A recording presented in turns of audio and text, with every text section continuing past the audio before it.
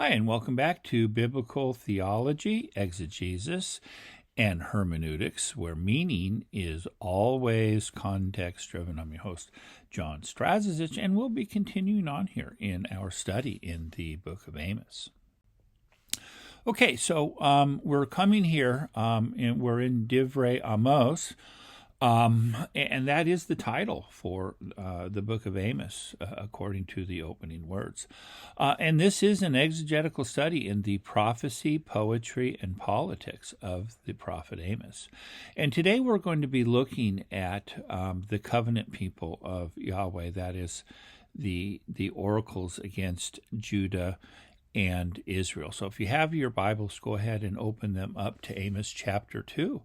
And we'll begin here in verse 4. Okay, then coming here then to our text for today. And this is looking at the scansion, the poetic scansion of the text. And I'm following John Hobbins here, his framework for understanding the poetry of a text.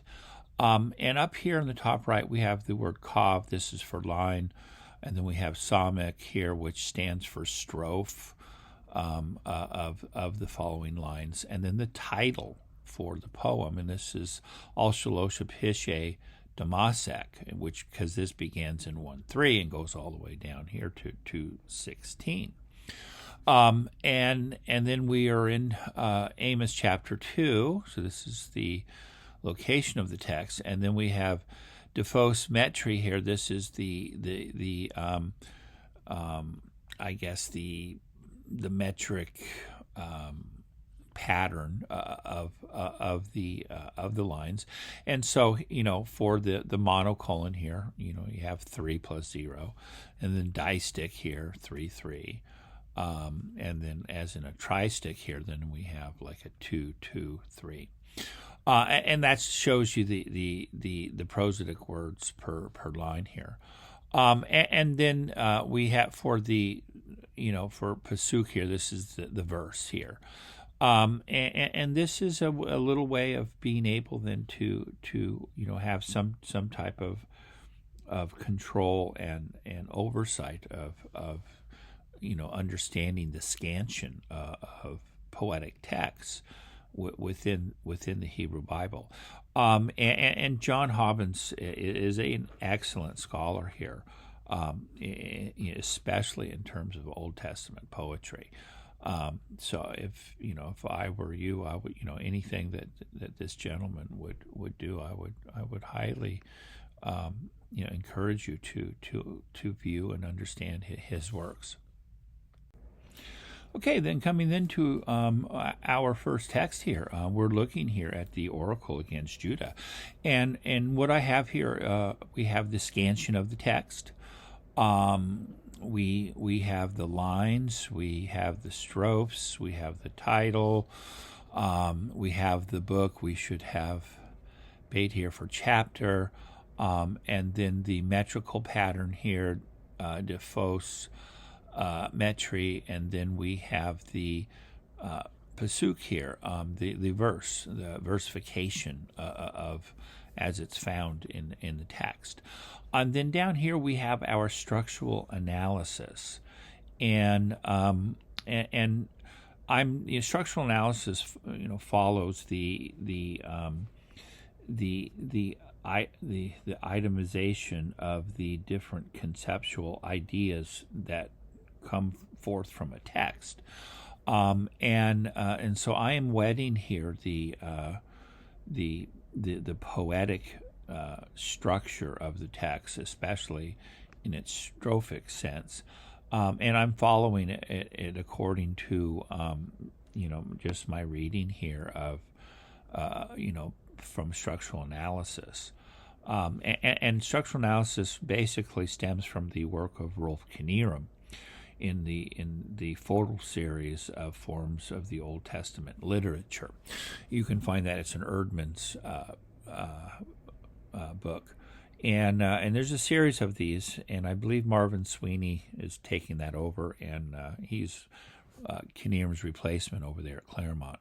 And Sweeney is an excellent scholar, especially in terms of analyzing texts. Very, very, very astute scholar. There is a little tension here of being able then to wed the poetic scansion of a text and then putting that up against structural analysis. But there is a meeting of the two, and it's good to look at both. And a lot of scholars wouldn't follow my reading here of a monocolon, but there's enough that do, and I prefer this. So Ko'omaronai is just the introductory speech reporting formula, and then so it leads us into then the reported speech, which begins here in 4a beta. Following, and we do follow the Masoretic, their own scansion of the text through the Ta'amim, and I don't always follow it. Sometimes I differ from their reading, but predominantly, there's Zakef Katones and the Atnach here. This is the Zakef Katon, this is the Atnach here, and then obviously the Sof Pasuk, and then we're going to have, pashtas and stuff like that will come. But anyhow, these, it nicely divides the text. And here we have a revia here, that nicely divides the scansion of this distic, and gives us our line A, and then the line B here ends with this Zakef Katon, and then this other Zakef Katon further divides the sentence, and then it ends here with the Sof Pasuk. So this is the Masoretes are masters of the text, and following their lead most of the time, generates the proper linealization of the text. So again, we'll read through the text here. Ko'omar Adonai al Shalosha Pishe Yehuda va'al Arba'a lo ashivenu al mo'osam et Torah Yehovah vehukav lo shamaru vayat kizvehem asher halachu avotam acharehem vishalakti esh vihuda ve'achala armenot Yerushalayim. Okay, so that is our reading of the text, and our translation is, "Thus says the Lord, for 3 crimes of Judah, and for 4 I shall not cause it to return." Literally, or I shall not revoke its punishment, is the tended, the way it's to be understood. Because they rejected the law of Yahweh here, the Torah of Jehovah, and they did not observe his statutes.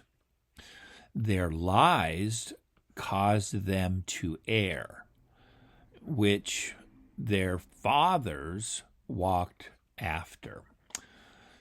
So I will send a fire against Judah, and it will consume the palaces of Jerusalem.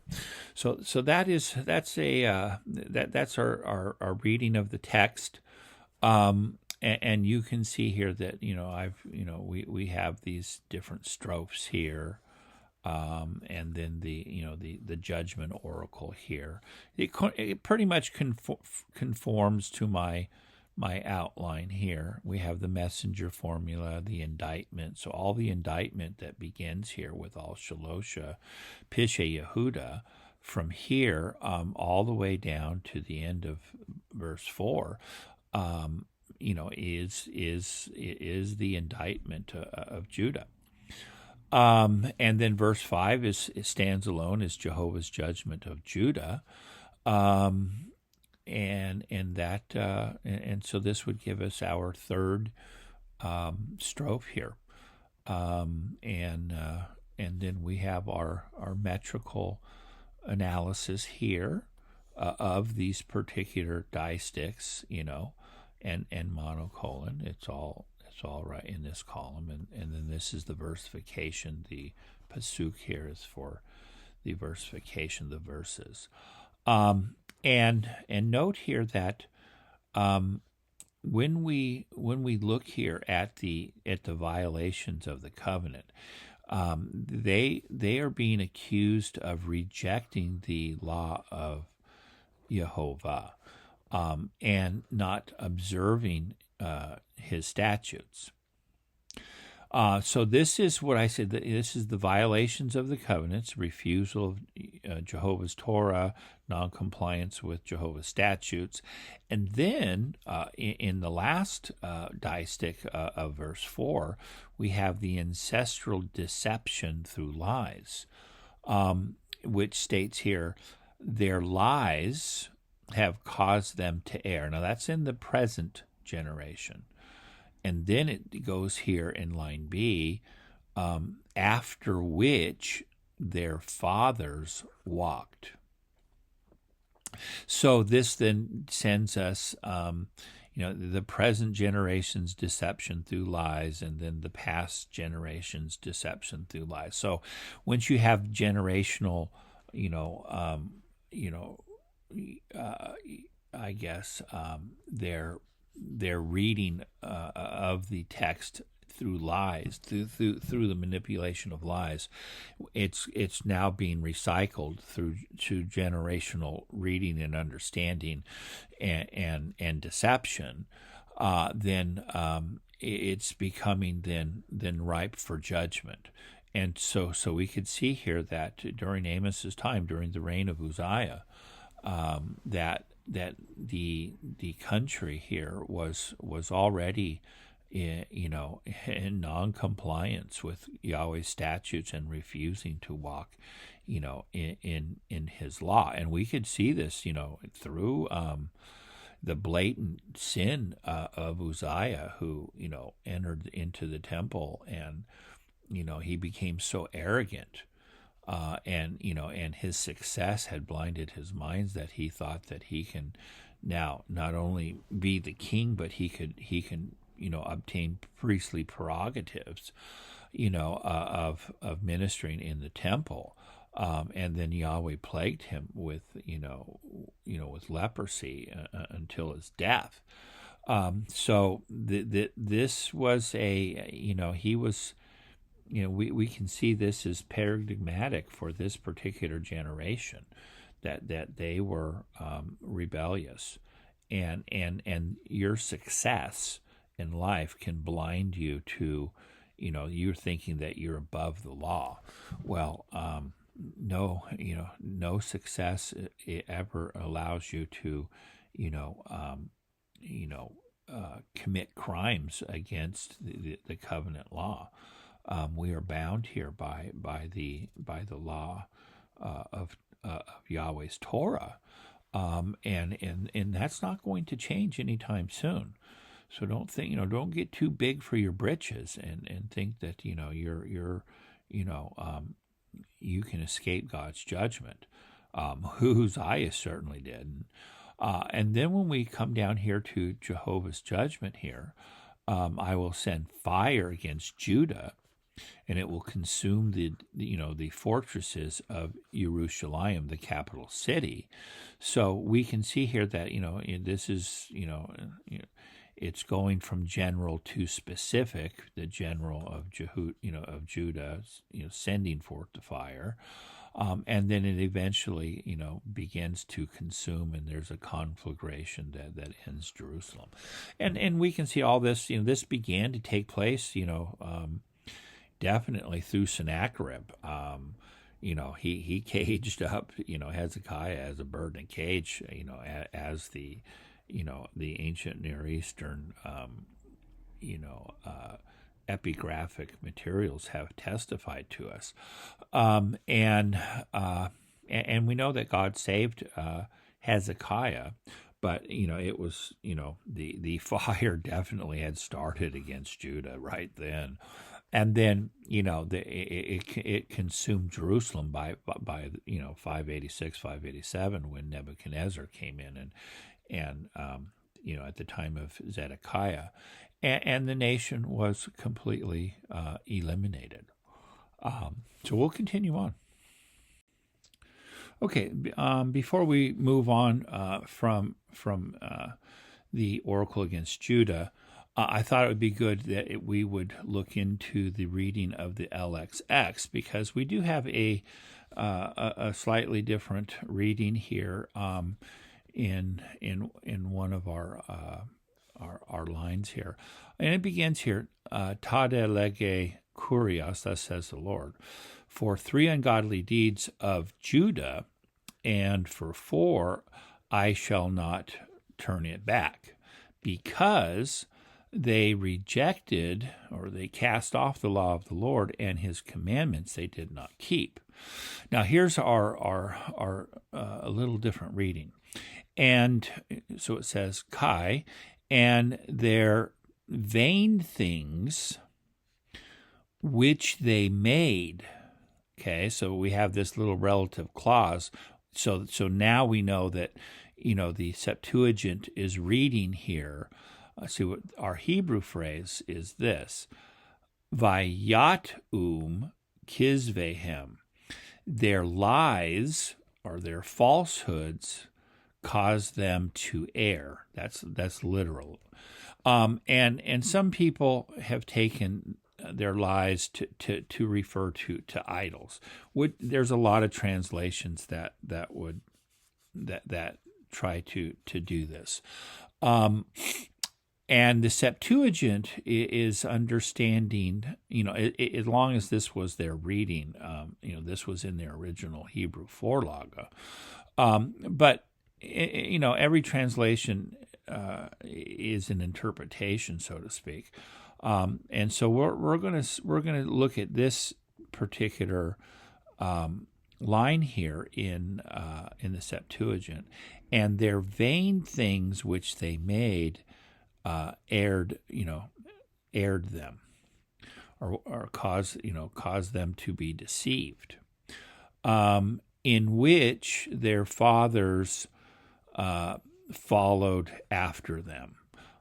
So this would pretty much, the LXX would definitely kind of lead you on into, the understanding that this particular line here in Hebrew, by Yatum Kizvehem, would definitely be talking about idols.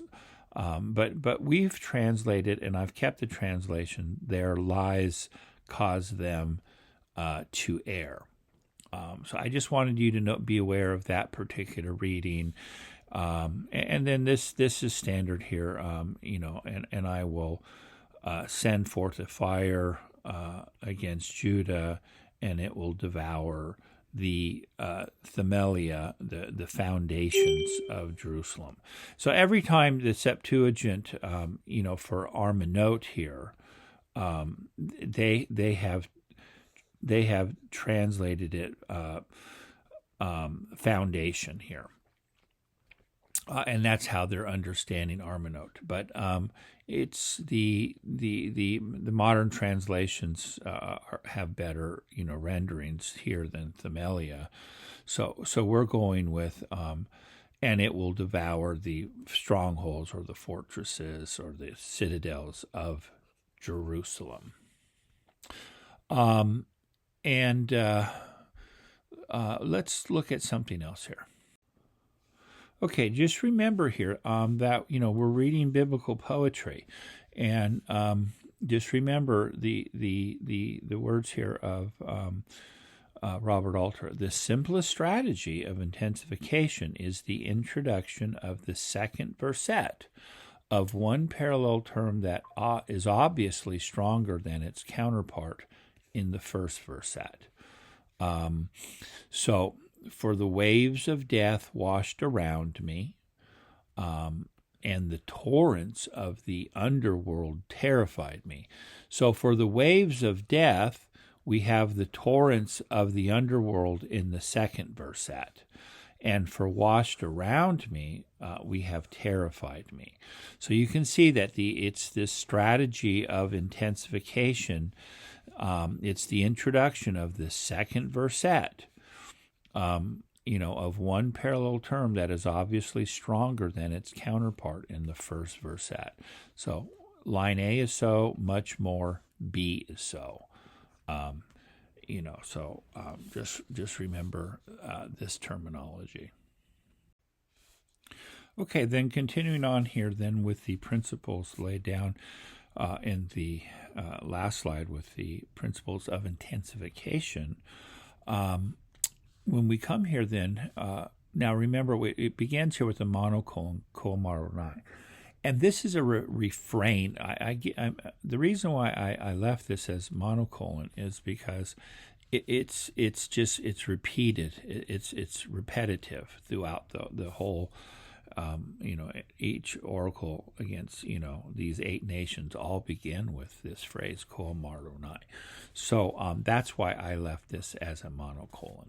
And it stands by itself, and it functions by itself as, it's just introductory speech reporting formula. Okay, so then moving on to our diesticks here. And we're going to, what we want to do here is, remember, this, stands for strophe. So when we have, 2 to 3 or 4 different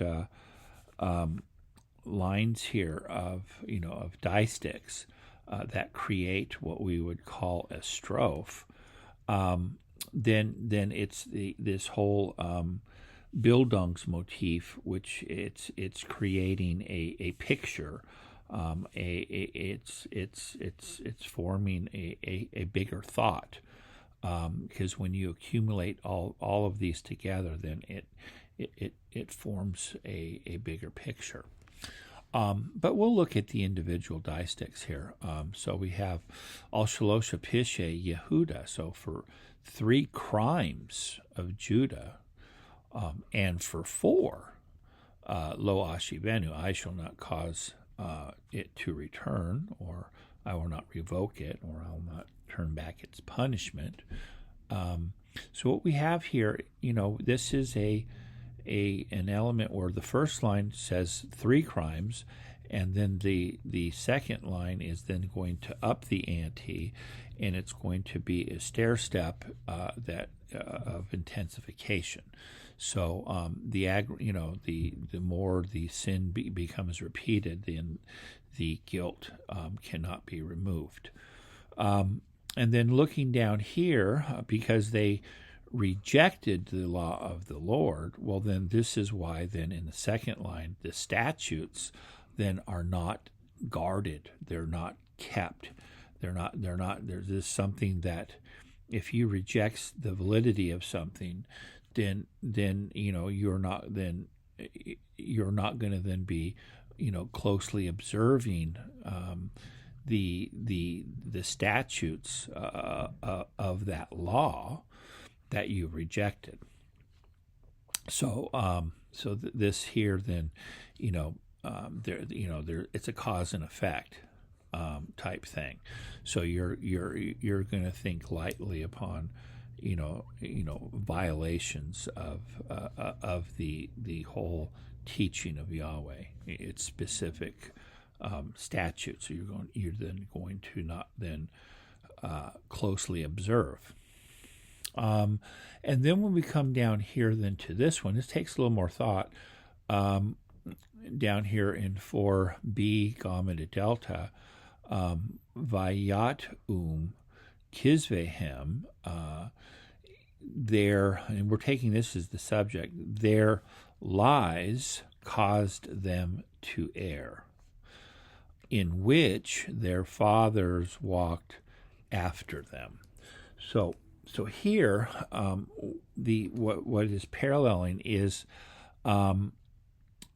their lies, that's the present generation, versus the generation of their fathers. Okay, so in their generation, their own lies caused them to err, and that's because these are the same lies that their fathers had walked after.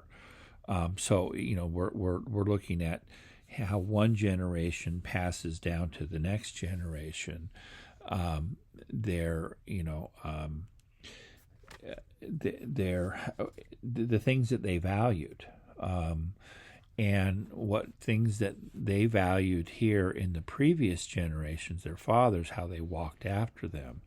Well, by the third and fourth generation, it's going to cause a great error, and for them to wander off, and they surely had, and they wandered from and broke the covenant, and because you got to remember, there's covenant stipulations, that were laid down especially in Deuteronomy, what is it, chapter 27 or 28, where there's all these curses that come upon the nation if they were to reject the covenant that God made with them at Mount Sinai. So then Yahweh then sends it says that I shall send forth a fire against Judah. So this is looking at the whole southern nation, that he's going to send a fire. And then in line B, that once the fire gets kindled and starts to burn, well, then it consumes all the way to all of the fortresses and palaces of Jerusalem, the capital. So it's going here from general then to very specific. The general nation of Judah to the specific capital city. So this is this is how how we need to read poetry. And then you step back and then you see, okay, well, let's look at this strophe here, and let's see how this strophe builds upon itself. And you can see that each line then builds a bigger picture, and that's what we refer to as Bildungsmotiv. Okay, then coming then to the last oracle here, the oracle against Israel. Al Shalosh Pishe Yisrael, the crimes of Israel. Now, remember that, this is the eighth and final, judgment oracle. And Israel was, and remember, Amos is prophesying, at Bethel.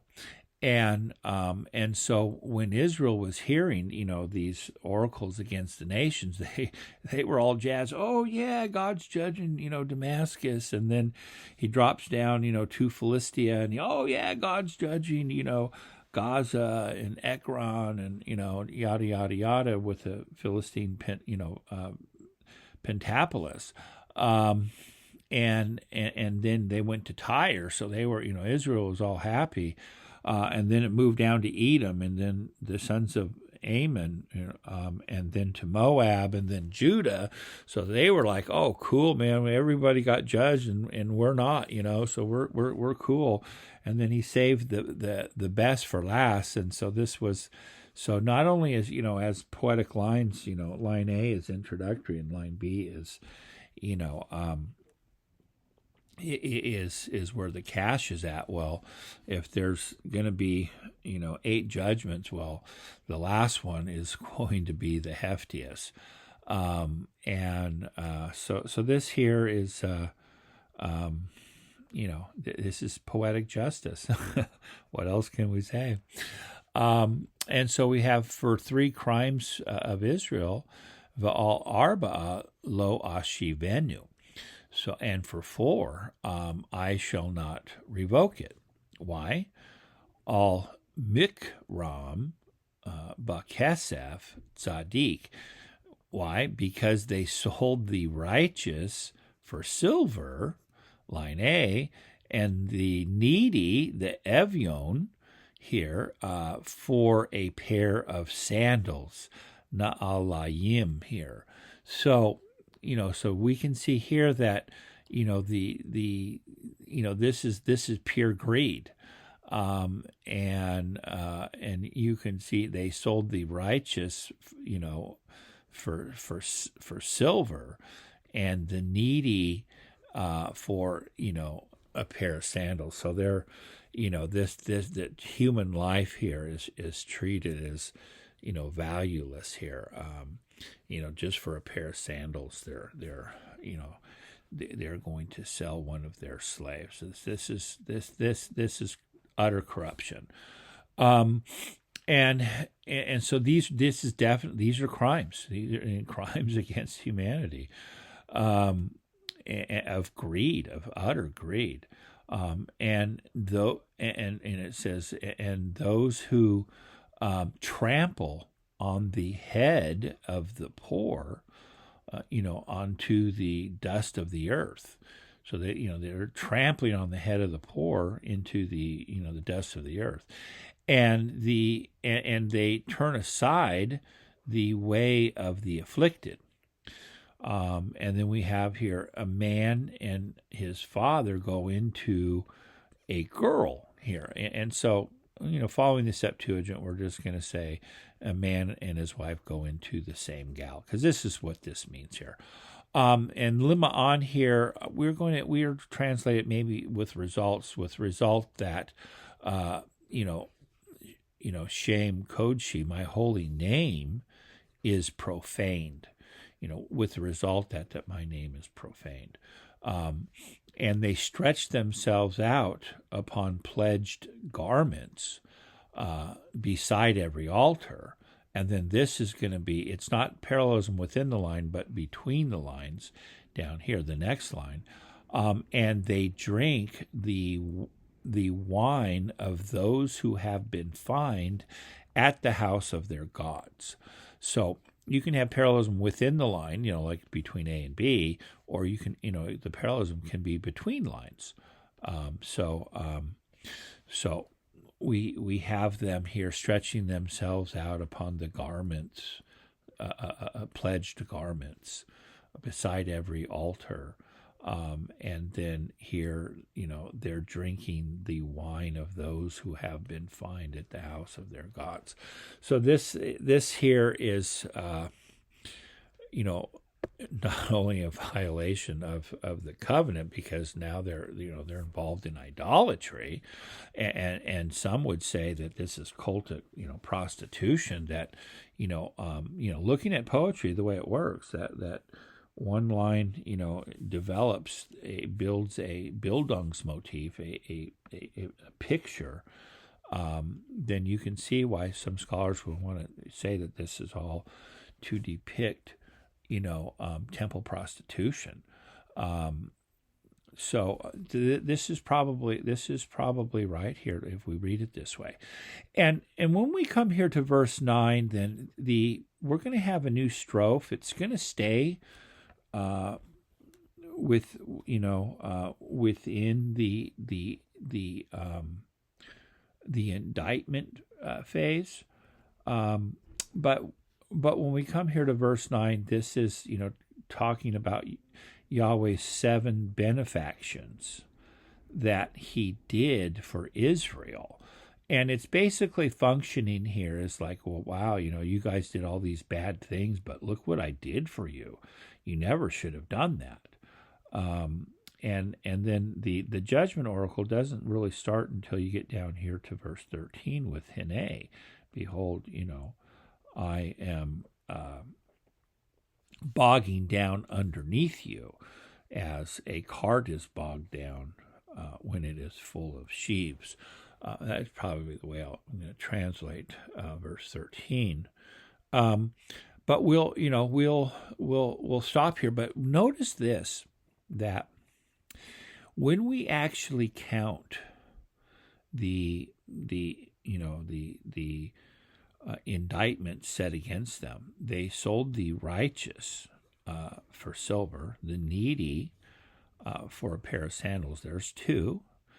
And then they trampled upon the head of the poor into the dust. There's 3. And then 4, they turned aside the the way of of the afflicted. We have 4, and then we have 5 here with the father and son going into the prostitute, and then we have here they stretching themselves out upon pledged garments for 6, and then they're drinking the wine of those who have been fined. We have 7. So there's 7 crimes listed, and it's going to be interesting. There's going to be 7 things here that Yahweh did for their benefaction, and then down here, when he covers here the judgment, he gives us a metaphor of the overloaded cart, and then he itemizes 7 specific things here of judgments against these 7 soldiers that are going to then be judged. So this is all based numerically on the number 7. Okay, then coming into this slide, what I wanted to do here was, as I was saying here, that there are 7 bases of the indictment, and we're looking at greed, lust, and the profanation of God's name here in within verses 6b to 8. And we can itemize these off. We have 1, selling of the righteous for silver; 2, selling of slaves for sandals. We have abusing, that is, beating on the head, trampling the head here of the poor into the dust, and then leading the afflicted astray here. So we've got 1, 2, 3, 4, and then we have 5 down here. Father and son visit the same whore, and then we have defiling of the altars, with the profanation of their accoutrements. So this is stretching themselves out upon these these pledged garments here. And then 7th, we have they're drinking the wine of those who have been fined at the house of their gods. So there's 7 here. So I wanted to do structural analysis. I wanted to show you that this is all very much true. There's 7 violations here that are being itemized. Okay, then by following a very close reading of the text, we come here to Jehovah's 7 gracious past acts for Israel. And this, what it's doing, it's establishing Israel's guilt. That's the function here of verses 9 through 12, definitely. And it does belong within the unit here of the indictments, because by emphasizing Yahweh's past gracious acts, 7 of them, it definitely underscores and underlines the guilt of Israel that was mentioned just before. And to follow here, the close reading of the text, and I will, and I caused the Amorite to be destroyed before them. And notice here that we have this comes in a tristic, and whose height was as high as cedars. So we have this simile, and his strength as oaks, as oak trees. So you can see here that the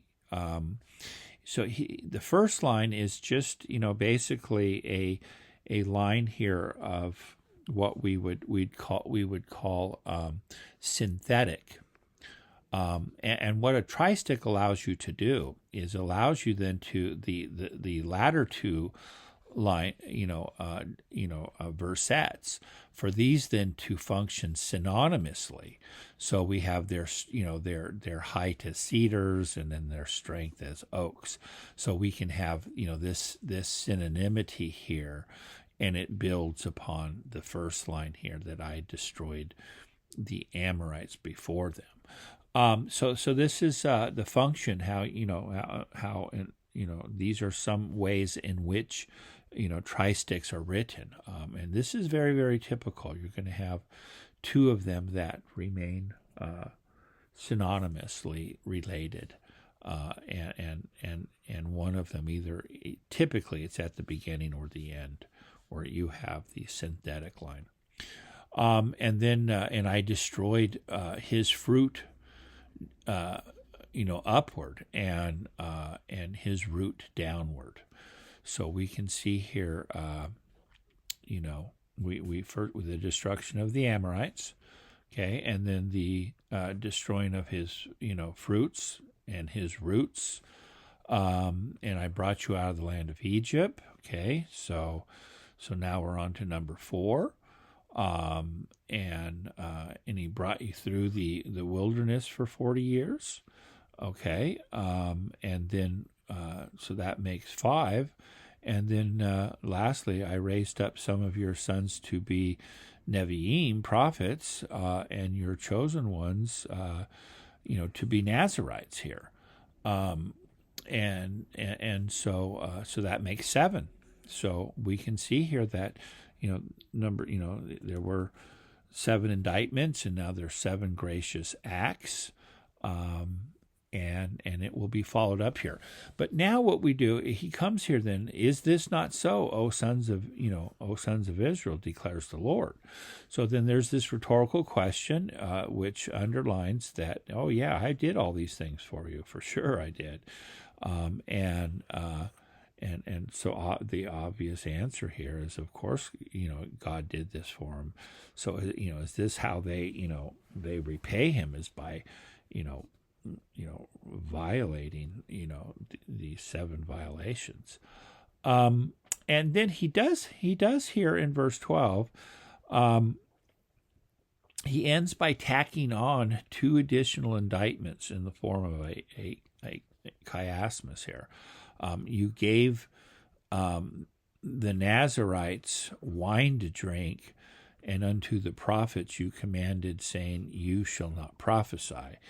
And we can see here that this here is a tristic, but it's going to then function here in a chiasm here. Back here to verse 11, I raised up some of your sons to be prophets, and your chosen young men for Nazarites.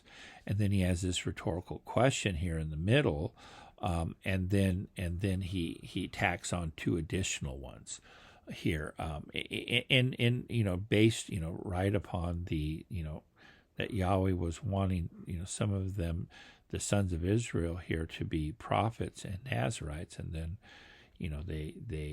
they nullified their offices here, and they're going to do the same. You will see the same thing here with Amos, where the priest there at Bethel, Amaziah, he's going to tell Amos, do not prophesy here. But anyhow, there are definitely 7 things that he set out here of the 7 gracious things that he did, and these are Johnny come latelys, these other 2 additional indictments, but it comes after the intervening 7 gracious acts that God did for them. So our reading here is very good. Okay, then now coming here then to the end of our unit here for this oracle against Israel. We come in here for a landing here in verses 13 to 16. And he begins here with a simile of Israel's demise. Okay, it's the overloaded cart. And he begins off this particular unit with, he's making a lot of tristichs here. And arguably a lot of people are tempted just to stick this one right here, Ne'um Adonai, and just stick it right here to make the final tristick. But since we've been having, the oracles begin with Ko Amar Adonai, and it typically ends with Amar Adonai, even though it ends with Ne'um Adonai here, it functions the same. So I left it as a monocolon, but you'll see some scholars here will prefer to keep the tristicks here because, look, every line here is a tristic, every single one here. So why not just leave the last one a tristic? That's what some of them are doing here. But we've seen this phrase here, says the Lord. It's more of a refrain, and it's basically Yahweh's. It's his own signature. He's signing his name. Declares the Lord here to the whole prophetic oracle. But again, it begins here with Hine Anochi Meik Tachtechem Ka'asher Ta'ik Ha'agela Hamelea La Amir. So, behold, I am, pressing down, you down as a cart is pressed when it is full of sheaves. This reading is fairly difficult because of this particular word here that we have here in its Hifil form, me'ik, and I think maybe I like one commentator said, "Behold, I am bogging you down," and I think that's a good translation here for this particular verb, to bog down, as the cart is bogged down when it is full of sheaves. So I think that's the perfect translation, to bog down. And then so how I observed this was that we have this simile, this initial simile of Israel's demise, the overloaded cart, and then from there we have the inescapability of Israel's soldiers are like the overloaded cart. So once you begin at 14, we're looking at a military scene, and there's exactly 7 instances where the soldiers are not going to succeed. So we can count them. Flight shall perish from the swift. The strong shall not maintain his strength. The mighty man shall not escape with his soul or his life. The one who takes hold on the bow shall not stand. The one who is swift on his feet shall not escape. The one who rides on the horse shall not escape with his life. And finally here, the stout of heart amongst the mighty shall flee naked in that day. And it ends Ne'um Adonai. So we have here, exactly 7,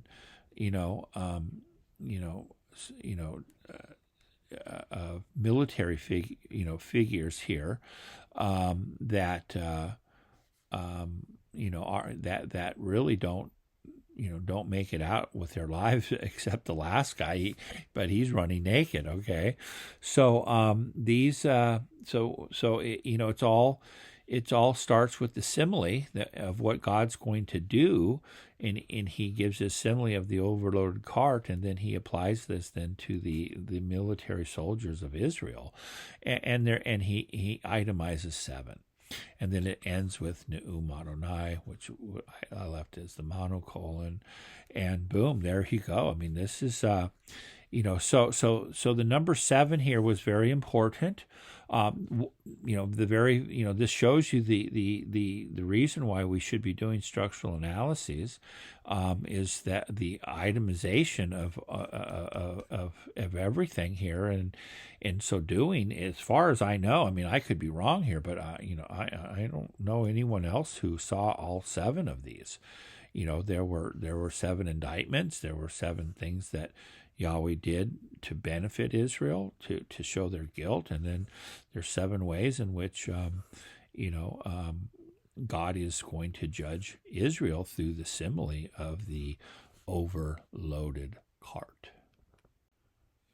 Okay, I'm just wanting to reiterate this once again. The basic fundamental operating principles of biblical Hebrew poetry can be characterized as distinct modes of discourse whose prosodic words are communicated and developed by means of discrete units of linearized rhythmical thoughts that trade in and oscillate between accentual, syntactic, and semantic principles. And this indeed is a very well honed definition of the fundamental principles. And I developed that through Robert Alter and through Edward Greenstein here. These 2 Jewish scholars I'd asked them some questions, and they had given me some advice, and this is what I came up with.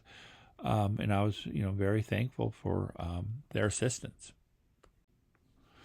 Okay, this has been another session of Biblical Theology, Exegesis, and Hermeneutics, where meaning is always driven by the context. Please like, share, and subscribe. I really do need you guys to, start liking. If you like this material, please like and share, and subscribe to the channel. Make comments. All this really does help with what I'm trying to do here. Thank you.